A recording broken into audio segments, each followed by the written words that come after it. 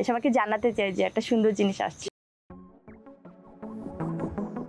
কয়েকদিন ধরে টাঙ্গাইলে একটি পণ্যের শোরুম উদ্বোধনের খবর ফেসবুকে প্রচার করছিলেন চিত্রনায়িকা পরিমণি। জানিয়েছিলেন তিনি এদিন নিজে উপস্থিত থেকে এলেঙ্গা বাসস্ট্যান্ডের টিন মার্কেট শোরুমের উদ্বোধন করবেন।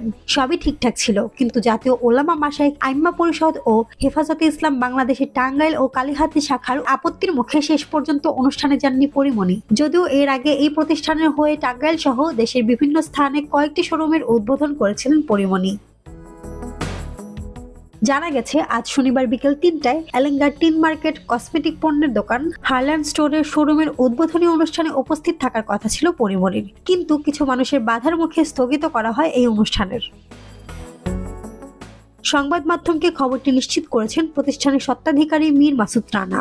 হারল্যান্ড স্টোর এলেঙ্গার স্বত্বাধিকারী মীর মাসুদ রানা জানান, আজ শনিবার চিত্রনায়িকা পরিমণির শোরুম উদ্বোধনের কথা ছিল, এজন্য প্রশাসনের অনুমতি নেওয়া হয়েছিল। মীর মাসুদ বলেন, কয়েকদিন ধরে প্রচারণা চালানো হচ্ছিল। গত বৃহস্পতিবার রাতে শরীফুল ইসলাম নামক একজন প্রথমে ফোন করে জানান তারা পরিমণিকে এনে অনুষ্ঠান করতে দেবেন না। শুক্রবার ফজরের নামাজের পর ফোন করেন মুফতি সুলাইমান, মুফতি সুরুজ্জামান সহ ৩০ থেকে ৪০ জন ফোন দিয়ে পরিমণিকে আসতে দেওয়া হবে না বলে হুমকি দেন। তারা পরিমণি সম্পর্কে অশালীন মন্তব্য করেন।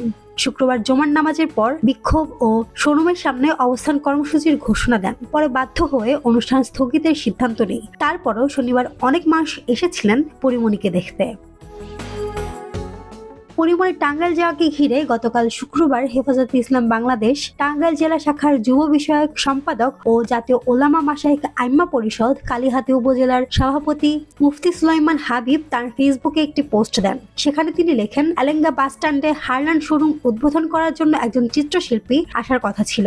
এই বিষয়ে ধর্মপ্রাণ মানুষের মধ্যে ব্যাপক নেতিবাচক আলোচনা হওয়ায় স্থানীয় ইমাম, আলেম, ওলামা ও ধর্মপ্রাণ কিছু ভাই গত বৃহস্পতিবার রাতে আমার সঙ্গে সাক্ষাৎ করে বিষয়টি অবহিত করেন, যার পরিপ্রেক্ষিতে আজ শুক্রবার সকালে স্থানীয় ওলামায়ে কেরাম সহ আমি শোরুমের মালিক মাসুদ ভাইয়ের সঙ্গে কথা বলি।